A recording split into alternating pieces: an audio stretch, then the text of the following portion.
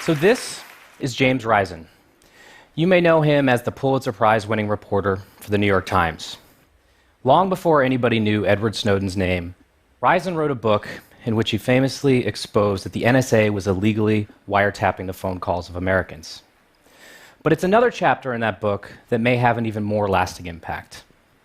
In it, he describes a catastrophic US intelligence operation in which the CIA quite literally handed over blueprints of a nuclear bomb to Iran. If that sounds crazy, go read it. It's an incredible story. But you know who didn't like that chapter? The US government.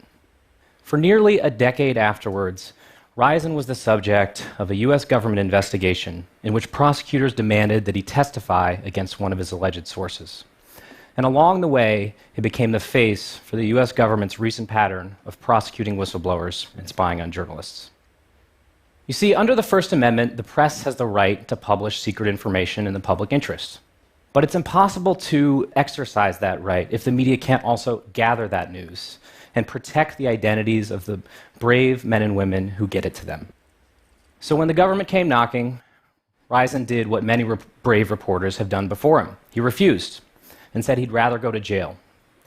So from 2007 to 2015, Rizon lived under the specter of going to federal prison. That is until just days before the trial, when a curious thing happened. Suddenly, after years of claiming it was vital to their case, the government dropped their demands to Rizon altogether. It turns out, in the age of electronic surveillance, there are very few places reporters and sources can hide. And instead of trying and failing to have Rizon testify, they could have his digital trail testify against him instead. So completely in secret and without his consent, prosecutors got Rizon's phone records. They got his email records, his financial and banking information, his credit reports, even travel records with a list of flights he had taken.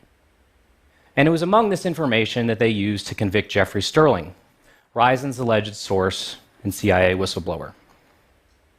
Sadly, this is only one case of many. President Obama ran on a promise to protect whistleblowers, and instead his Justice Department has prosecuted more than all other administrations combined. Now you can see how this could be a problem, especially because the government considers so much of what it does secret.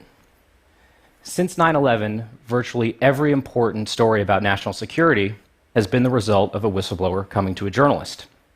So we risk seeing the press unable to do their job that the First Amendment is supposed to protect because of the government's expanded ability to spy on everyone. But just as technology has allowed the government to circumvent reporters' rights, the press can also use technology to protect their sources even better than before.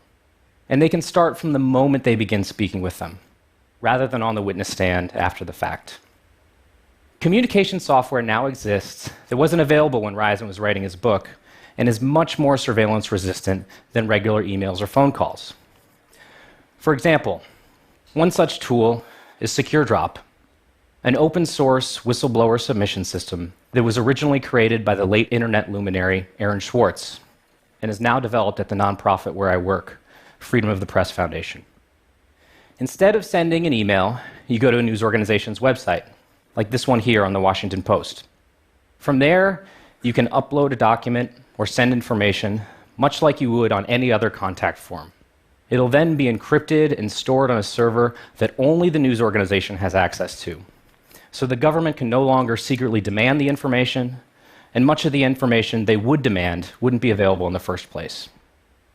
SecureDrop, though, is really only a small part of the puzzle for protecting press freedom in the 21st century. Unfortunately, governments all over the world are constantly developing new spying techniques that put us all at risk. And it's up to us going forward to make sure that it's not just the tech-savvy whistleblowers, like Edward Snowden, who have an avenue for exposing wrongdoing. It's just as vital that we protect the next veterans healthcare whistleblower alerting us to overcrowded hospitals, or the next environmental worker sounding the alarm about Flint's dirty water, or a Wall Street insider warning us of the next financial crisis. After all, these tools weren't just built to help the brave men and women who expose crimes, but are meant to protect all of our rights under the Constitution. Thank you.